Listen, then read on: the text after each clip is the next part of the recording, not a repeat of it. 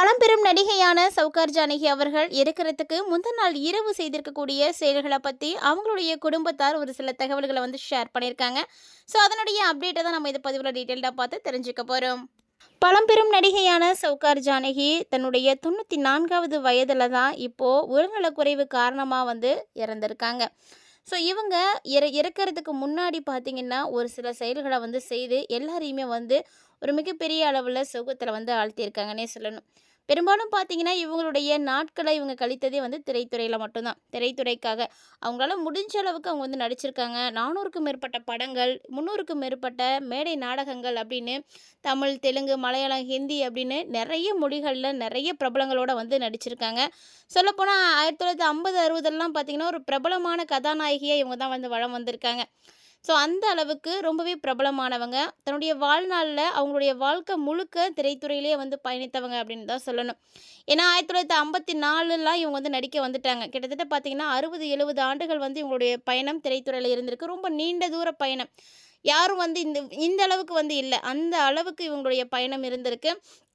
இப்போ பார்த்தீங்கன்னா 94 வயதில் தான் அவங்க மரணம் அடைஞ்சிருக்காங்க. 94 வயது அப்படிங்கும்போது அது சாதாரண ஒரு விஷயம் கிடையாது. ஸோ கண்டிப்பாக வயது மூப்பின் காரணமாக எல்லா விதமான ப்ராப்ளமும் வரதான் செய்யும். ஸோ அப்படி தான் சமீபத்தில் பார்த்தீங்கன்னா அவங்களுக்கு மூச்சு திணறலானது ஏற்பட்டிருக்கு. ஸோ அதை குறித்து அவங்களுடைய ஃபேமிலியில் இருக்கக்கூடியவங்க எல்லாம் பார்த்துட்டு ஹாஸ்பிட்டலுக்கு கொண்டு போய் அட்மிட் பண்ணியிருக்காங்க.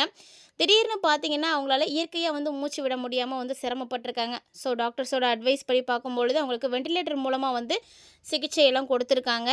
இருந்தாலுமே கூட அவங்களுடைய உடல்நிலை அப்படின்றத அக்செப்ட் பண்ணலை. எந்த சிகிச்சையுமே முடிஞ்ச அளவுக்கு அவங்க ட்ரீட்மெண்ட்டெல்லாம் பார்த்துருக்காங்க.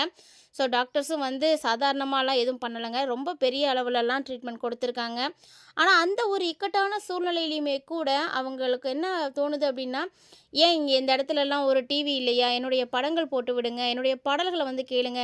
நான் இறக்கக்கூடிய தருவாயில் கூட என்னுடைய படங்களையும் பாடல்களையும் கேட்டுட்டு தான் இறக்கணும் அப்படின்னு மாதிரி அவங்க பேசியிருக்காங்க.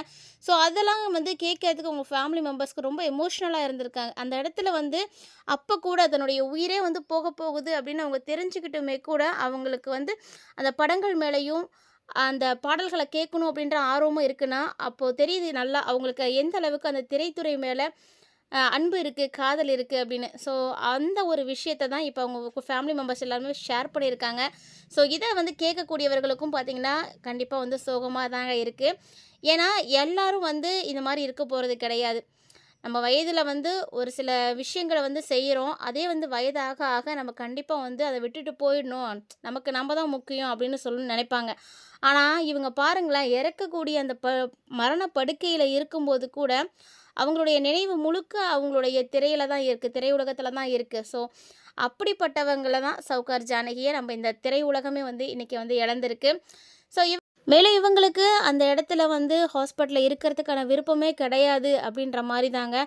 அவங்க வெளியில் ஏஞ்சி வர்றது, வராண்டாவில் நடக்கலாம், என் கூட வாங்க அப்படின்ற மாதிரி கூப்பிட்றது, படம் போட்டு விடுங்க, பாடல் போட்டு விடுங்க அப்படின்னு கேட்கும் பொழுதெல்லாம் டாக்டர்ஸ் கூட ரொம்பவே அவங்கக்கிட்ட அட்வைஸ் பண்ணியிருக்காங்க. ஸோ உடல்நலம் அப்படிங்கிறது யாருடைய கையிலையும் கிடையாது. ட்ரீட்மெண்ட் போயிட்டுருக்கு அப்படிங்கும்போது அதுக்கு நீங்கள் கொஞ்சமாவது கோஆப்ரேட் பண்ணுங்கள்.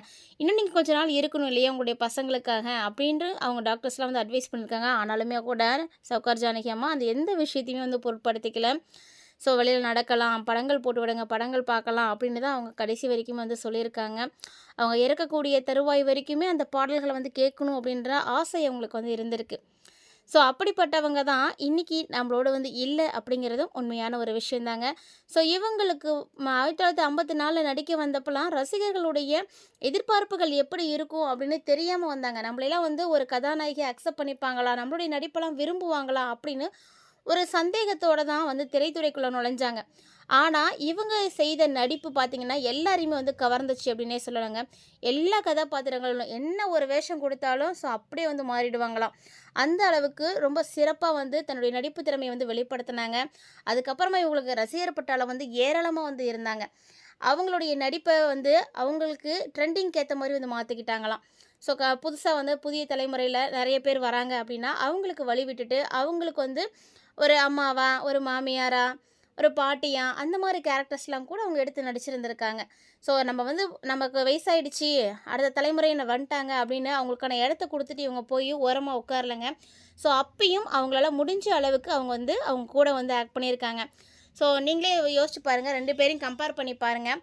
இளைய தலைமுறையினர் நடிக்கிறாங்க, அவங்களோட வந்து மூத்த தலைமுறையினர் நடிக்கிறாங்க அப்படிங்கும் பொழுது, ஸோ 2 பேத்தோடையும் வந்து ஈக்குவலாக வந்து நடிக்கணும் அப்படிங்கும்போது ரொம்ப கஷ்டமாக இருக்கும். ஏன்னா இவங்களுடைய பாயிண்ட் ஆஃப் வியூ வேறு மாதிரி இருக்கும், அவங்களுடைய ஸ்டைல் வேறு மாதிரி இருக்கும். ஸோ இவங்க ஸ்டைல் வேறு மாதிரி இருக்கும். 2 பேத்தையும் வந்து சேர்த்து ஒரு திரையில் கொண்டு வந்து நடிக்கும் பொழுது பெரிய விஷயம். ஸோ அவங்களுக்கு ஏற்ற மாதிரி இவங்க மாடிஃபை பண்ணிவிட்டு அவங்களுக்கோட கூட வந்து கோஆப்ரேட் பண்ணி நடிக்கிறது அப்படிங்கும்போது இதெல்லாமே வந்து சௌகார் ஜானகி ரொம்ப சூப்பராகவே செஞ்சுருக்காங்க. ஸோ நிறைய இடங்களில் நீங்கள் பார்த்துருப்பீங்க, இவங்க வந்து ஓல்டு கேரக்டராக கூட நடிச்சிருக்காங்க. இதுதான் எனக்கு வேணும், இதில் தான் நான் நடிப்பேன் அப்படின்னு எந்த விதமான விஷயத்தையும் வந்து திரையில் சொல்லாமல், நீங்கள் என்ன கொடுத்தாலும் என்னால் நடிக்க முடியும், எந்த கேரக்டர் வேணாலும் எனக்கு கொடுங்க அப்படின்ற மாதிரி அவங்க வந்து நடிச்சிருக்காங்க. ஸோ இதை தான் எல்லாரும் வந்து விரும்பியிருக்காங்க, எல்லாரும் வந்து எதிர்பார்த்த விஷயமும் இதுதான்.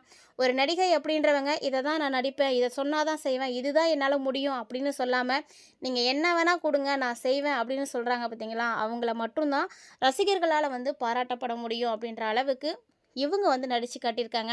இப்போது இவ்வளோ பெரிய சிறப்பான ஒரு முன்னணி, அதாவது நிறைய பேருக்கு ரோல் மாடலாக இருந்திருக்காங்க.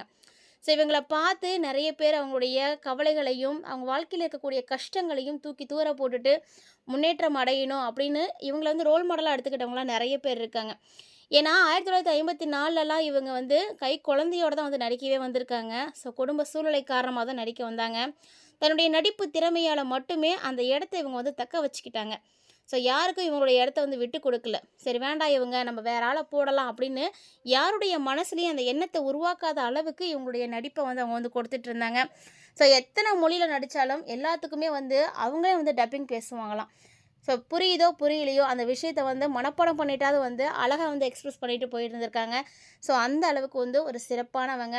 பார்த்த ஞாபகம் இல்லையோ அப்படின்ற பாடலை கேட்டாலே எல்லாருடைய நினைவுக்கும் சௌகார் ஜானகி தாங்க வருவாங்க. ஸோ இப்போ இருக்கக்கூடிய தலைமுறையர் கூட நிறைய பேர் இந்த பாடல்களை வந்து கேட்குறது உண்டு. ரொம்ப நல்ல அருமையான படங்களையும் பாடல்களையும் இந்த உலகத்துக்கு வந்து கொடுத்துருக்காங்க. ஸோ அப்படிப்பட்ட சௌகார் ஜானகி அவர்களுடைய இறுதி ஊர்வலமும் பார்த்திங்கன்னா நடந்திருக்கு.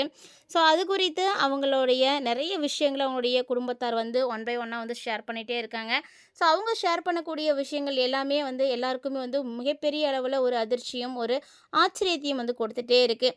ஸோ நீங்கள் அவங்களுடைய நிறைய விஷயங்களை வந்து தெரிஞ்சுக்கணும், சௌகார் ஜானகியை பற்றின அப்டேட்ஸ்லாம் நீங்கள் உடனுக்குடன் பார்த்து தெரிஞ்சுக்கணும் அப்படின்னு நினைக்கிறீங்கன்னா மறக்காமல் நம்ம சேனலை சப்ஸ்கிரைப் பண்ணிட்டு ஃபாலோ பண்ணிக்கோங்க.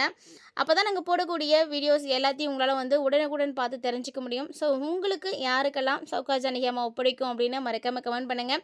கூடவே அவங்களுக்கான ஆன்மா சாந்தி அடையணும் அப்படின்னு மனசார எல்லாருமே வந்து பிரார்த்தனையும் செய்துக்கோங்க. ஸோ இது மாதிரி சினிமா சார்ந்த அப்டேட்ஸ் எல்லாத்தையும் நீங்கள் உடனுக்குடன் பார்க்கறதுக்காக சேனலோடு இணைந்திருங்க. மீண்டும் இது போல் இன்ட்ரெஸ்டிங்கான தகவல்களோட மற்றும் ஒரு தலைப்பில் சந்திக்கலாம்.